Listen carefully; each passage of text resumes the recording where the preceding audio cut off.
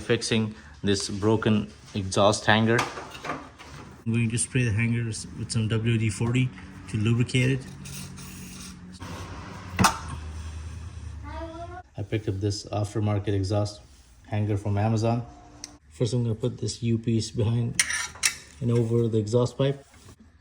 Okay, now I'm going to put the hanger in the rubber hanger.